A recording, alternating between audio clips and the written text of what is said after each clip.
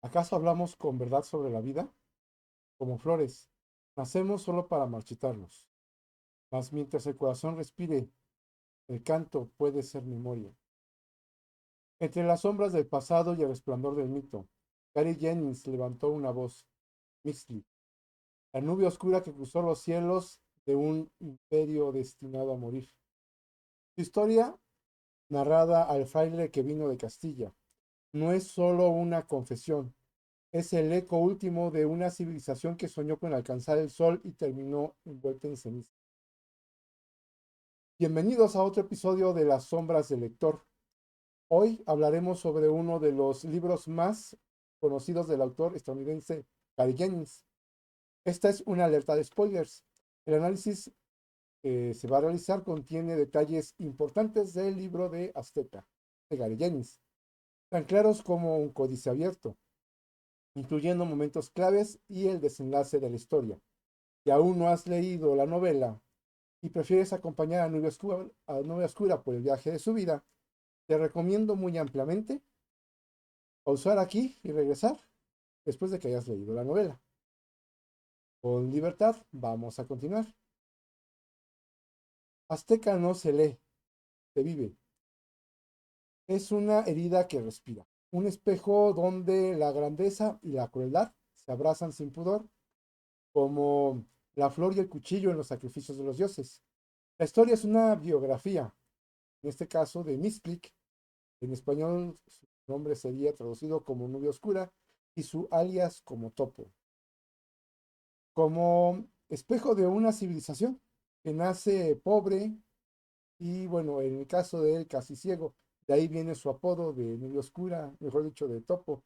Su nombre de Nube Oscura viene también por esta limitación visual con la que crece. Él nace en una tierra donde el destino ya está escrito antes del primer aliento. En el caso de él, como ser parte de alguien de clase baja, pues su destino es básicamente ser algo similar a lo que fue su familia.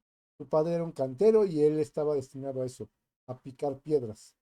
Pero hay algo con este personaje, él es rebelde, en él hay fuego, hay hambre de aprender y contra todo aprende a leer y escribir códices casi de manera autodidacta.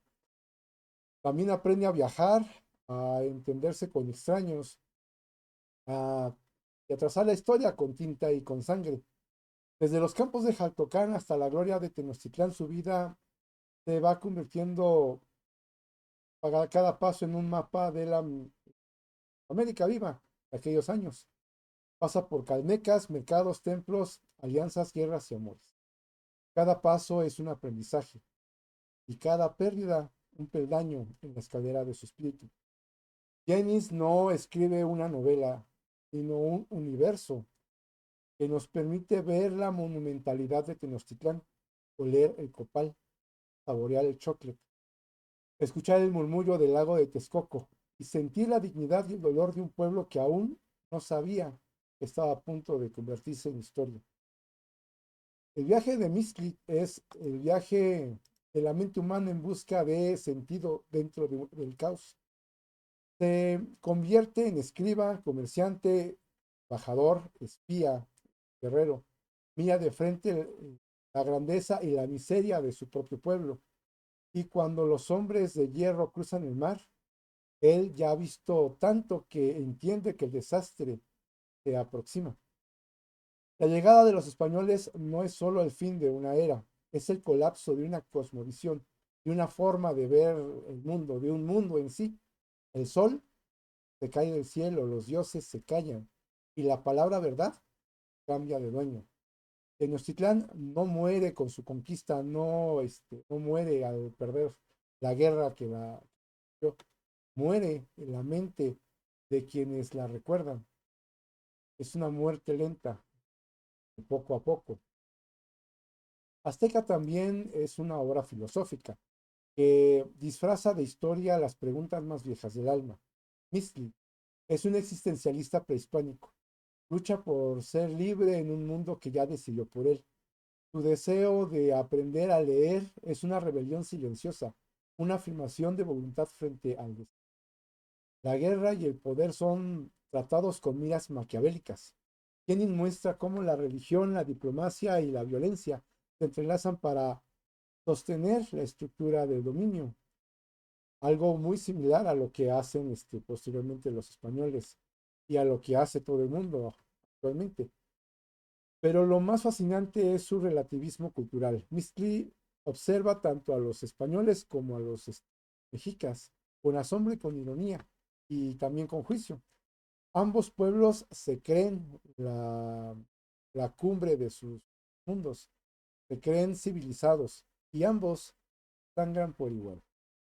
Y en el fondo azteca se pregunta, ¿quién es la barbarie? Bueno, en este caso depende de quién sea el vencedor.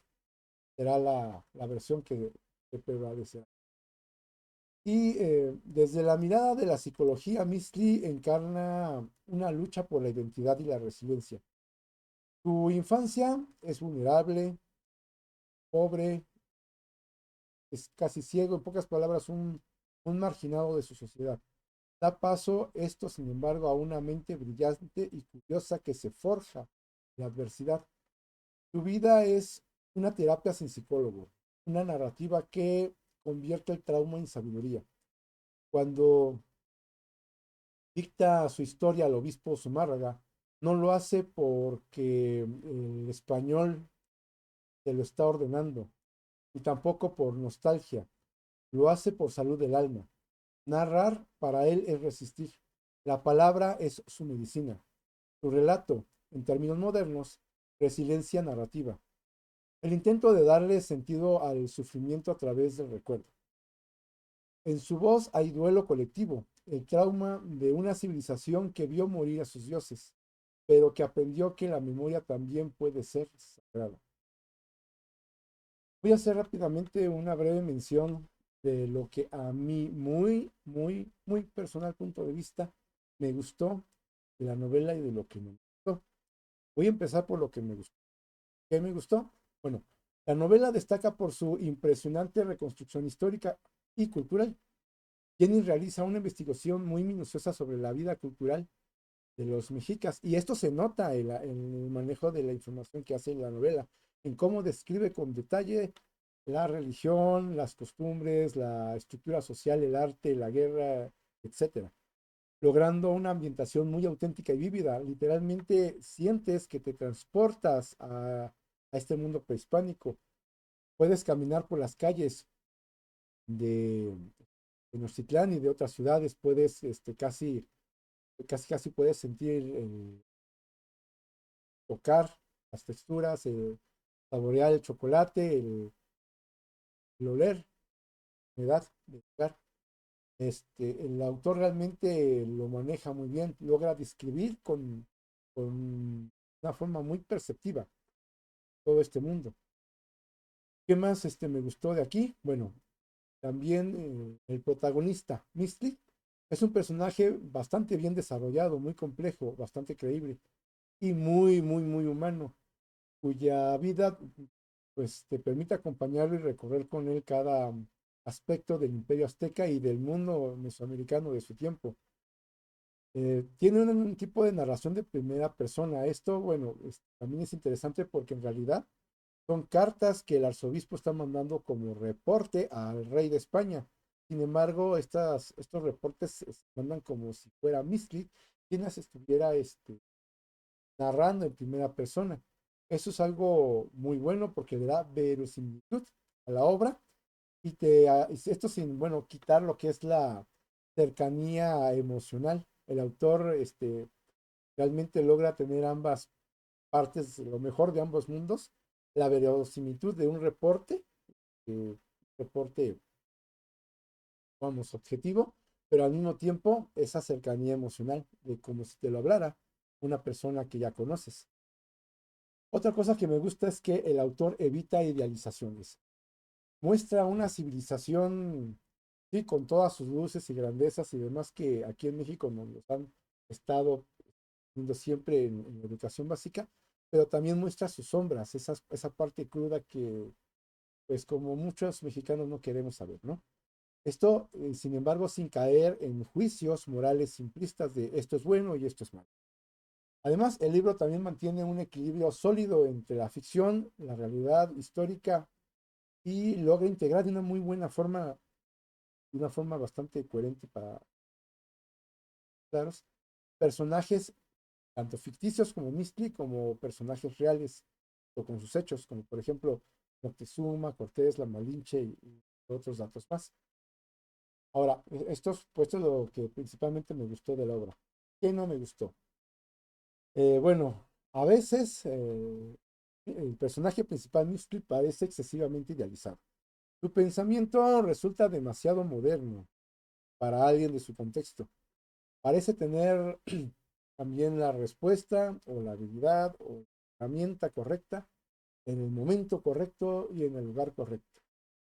Tu constante buena suerte o fortuna lo vuelve a veces un poco creíble. Le tienes que meter un poquito de tu imaginación a veces para creértelo. A veces me da la impresión que es una especie de Forrest Gump, pero azteca, básicamente.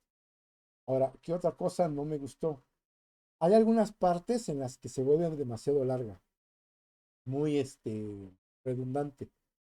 Y bueno, eso también a veces cansa, sobre todo porque no es un libro pequeño, es un libro de, no sé, un libro de unas 600 hojas, casi 600 hojas. La versión que yo leí es de 588 hojas. Y estamos hablando que es un libro con letra bastante pequeña y tiene mucha información en la página. Otras versiones, según tengo entendido, pueden llegar a las 800 y cuando empiezas a leer y ves que no acabas, pues sí, se vuelve un poquito estresante a veces. Otra es, en cuanto al final, esto ya es algo muy personal, claro está. Este, aunque es coherente con el texto del histórico, pues a mí en lo personal me resultó demasiado trágico el final que tiene el personaje. A mí me gustan más los desenlaces catárticos, adaptativos, esperanzadores. A mí, personal, me hubiera gustado que Misty recibiera un cierre más luminoso.